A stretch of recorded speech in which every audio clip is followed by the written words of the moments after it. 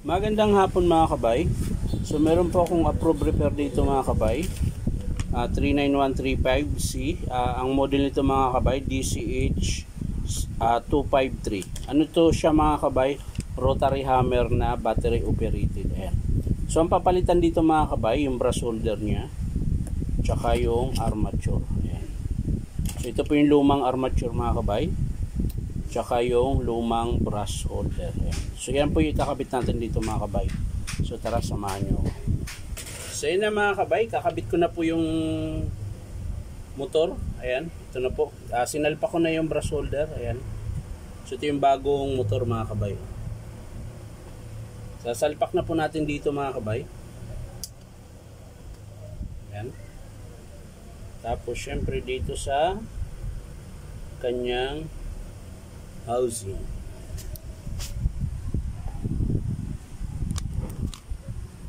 So ayan mga kabay, kitang kita ba? Ayan.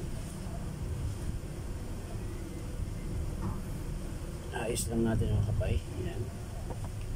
At syempre eto na ang kasunod. Ilagay na natin ang takip. Yun.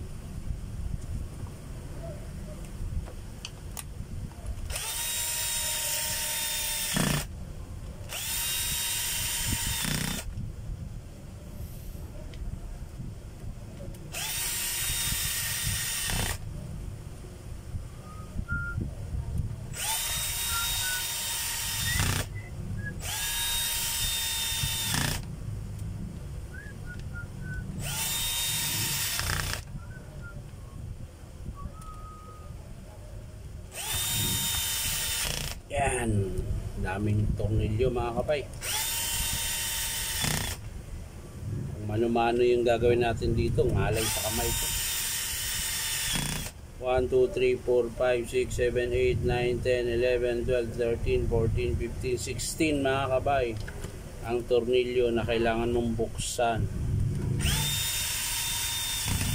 Sa dami niyan, mamamanhid yung kamay mo niyan mga kabay. Laking tulong yung cordless na screwdriver.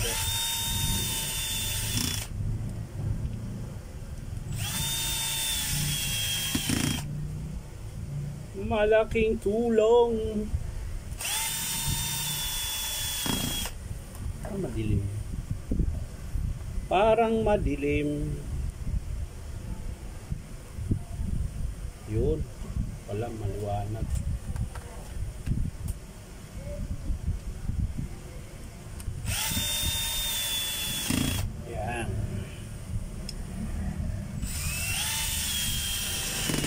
So yan na mga kabay. Yan na po yung forma niyan. Ayan. Oo po. Maganda po talaga pag mga original. Oh. Nakakumpak yung lagayan. Walang alog to mga kabay. So ngayon mga kabay, titesting muna natin yung kung gumagana ba mga kabay. So dito tayo sa negative muna tayo. Ayan. Negative, positive. Positive pala tayo, positive. So positive. Yun. Bali, testing lang muna natin mga kabay bago natin isara. Para mamaya hindi siya gagana. So pinakamainam i-testing muna. Patay yung battery mga kabay.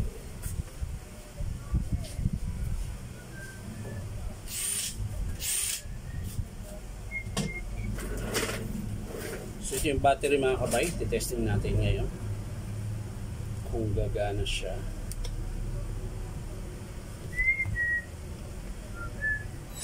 Yun mga kabay.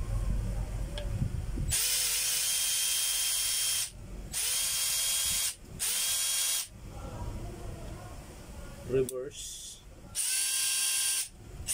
Yun, reverse yung kanina mga kabay, to forward. So okay siya mga kabay. So babalik na natin sa kanyang pinalalagyan.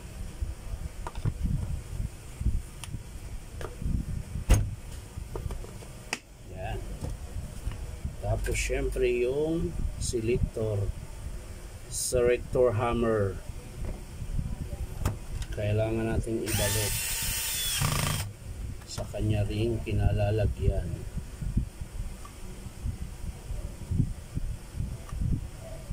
Saning spring niya mga kabay. Ayan na po, takip.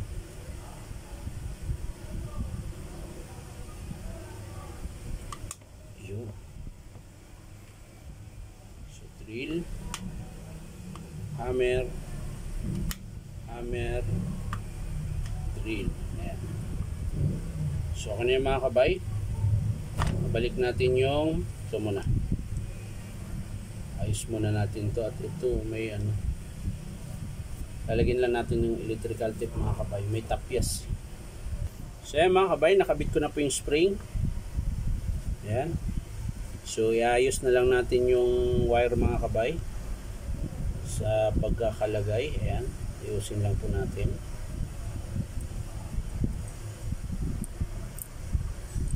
Aha.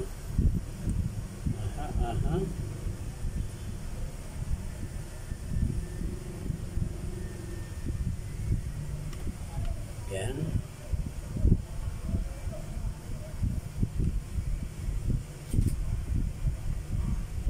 Tapos yung reverse mga kabay. Selector reverse.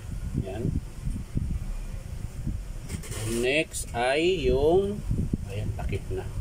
Pero bago yan mga kabay, bago yan takip na yan, meron muna, lalagyan muna natin ng glue gun yung pinaka ano niya, para hindi mabunot mga kabay.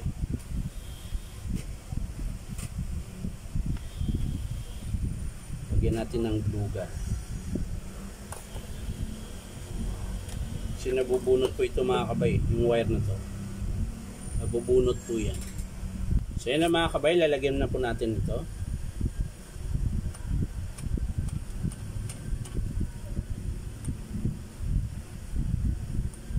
Yan.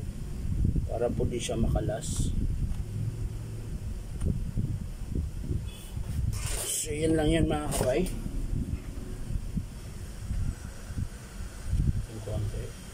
Yan. Tapos syempre lalagay na natin yung takip mga kabay.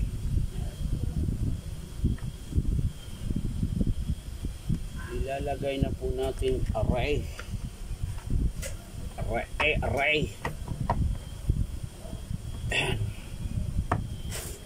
Masok ka na.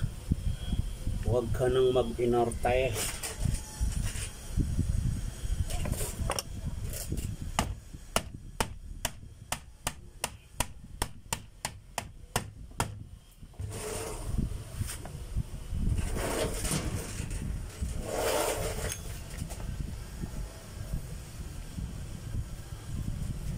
So yun mga kabay, higpitan na po natin.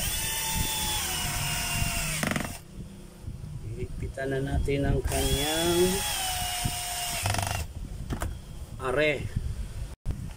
So yun mga kabay, tapos na po. Yung kulang na lang yung dito sa harap. So lalagay na po natin yan mga kabay. Ang kulang. Yan. Tapos spring, washer, at syempre yung buletas. So yan mga kabay, lagyan na rin natin yung pinaka-lever nya or sleeve, at syempre yung circlip mga kabay lalagyan natin. So yan mga kabay, okay na, lagyan natin yung lock. Yun, tapos na. Testing natin ulit. Yan.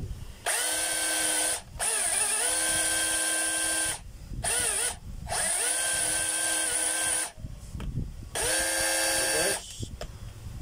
Forward. Testing natin sa hammer mga kabay.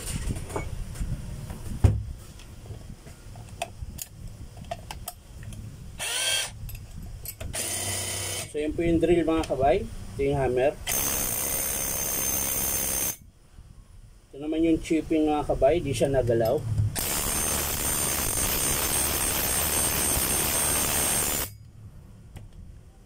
Hammer.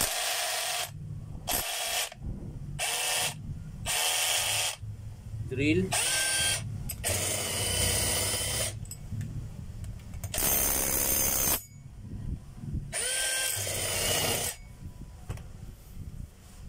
So yan lang mga kabay. Maraming salamat po sa panunood at syempre pa-like and share na rin po. At syempre subscribe po ito aking YouTube account na Inom Tabay. So maraming salamat mga kabay. Bye bye.